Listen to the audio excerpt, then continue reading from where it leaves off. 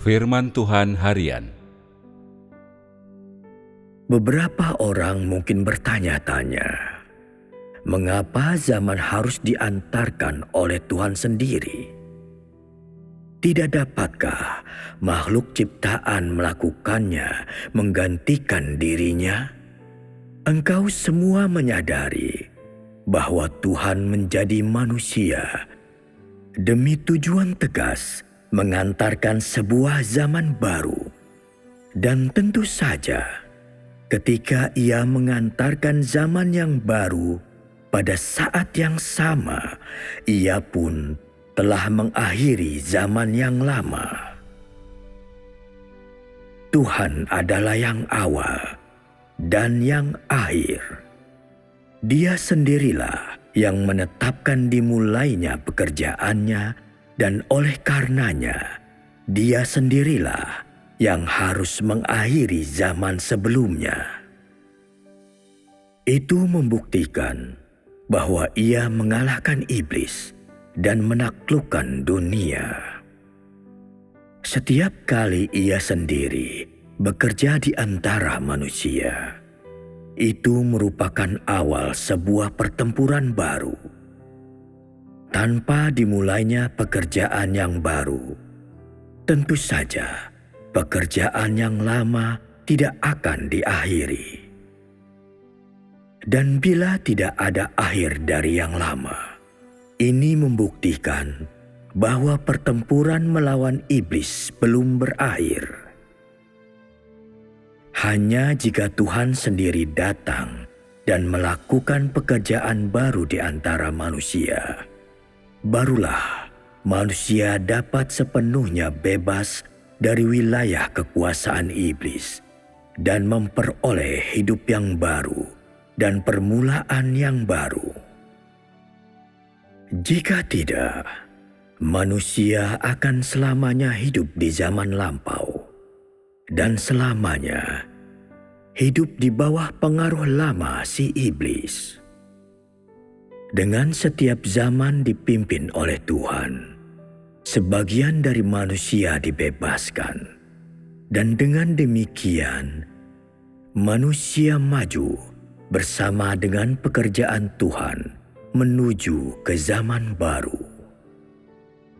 Kemenangan Tuhan berarti kemenangan bagi semua orang yang mengikuti Dia. Jika ras manusia ciptaan berupaya mengakhiri zaman, maka dari sudut pandang manusia maupun iblis, ini tidak lebih dari tindakan melawan atau mengkhianati Tuhan, bukan tindakan menaati Tuhan. Dan dengan demikian, pekerjaan manusia akan menjadi alat bagi iblis. Hanya jika manusia menaati dan mengikuti Tuhan di sebuah zaman yang diantarkan oleh Tuhan sendiri, iblis dapat sepenuhnya diyakinkan. Karena itu adalah tugas makhluk ciptaan. Jadi, aku katakan bahwa engkau semua hanya perlu mengikuti dan menaati, dan tidak ada hal lain yang dituntut darimu. Inilah yang dimaksud dengan masing-masing melakukan tugasnya dan masing-masing menjalankan fungsinya sendiri. Tuhan melakukan pekerjaannya sendiri dan tidak perlu bagi manusia untuk melakukan pekerjaan itu menggantikan Dia. Dan Dia pun tidak ikut serta dalam pekerjaan yang dikerjakan oleh makhluk ciptaan. Manusia melakukan tugasnya sendiri dan tidak ikut serta dalam pekerjaan Tuhan. Hanya inilah yang merupakan ketaatan sejati dan bukti kekalahan iblis. Setelah Tuhan sendiri selesai mengantarkan zaman baru, Ia sendiri tidak lagi turun untuk bekerja di tengah umat manusia. Hanya setelah itulah manusia secara resmi memasuki zaman baru untuk melakukan tugasnya dan melaksanakan misinya sebagai makhluk ciptaan. Ini adalah prinsip-prinsip yang mengatur pekerjaan yang tidak boleh dilanggar oleh siapapun.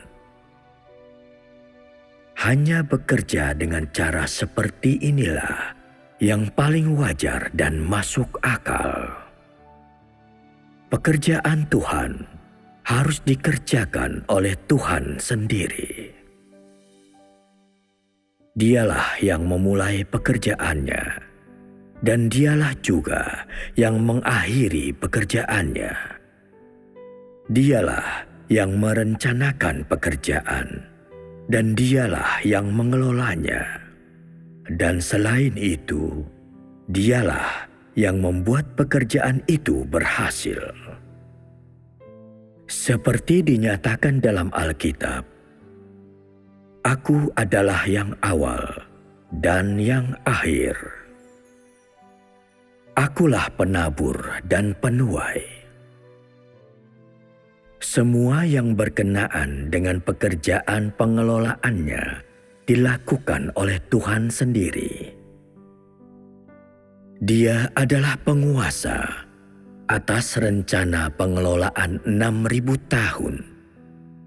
Tidak seorang pun dapat melakukan pekerjaannya menggantikan dia, dan tidak seorang pun dapat mengakhiri pekerjaannya, karena dialah yang mengendalikan segala sesuatu di tangannya. Setelah menciptakan dunia, Ia akan memimpin seluruh dunia untuk hidup di dalam terangnya, dan Ia juga akan mengakhiri seluruh zaman, dan dengan demikian membawa seluruh rencananya pada keberhasilan.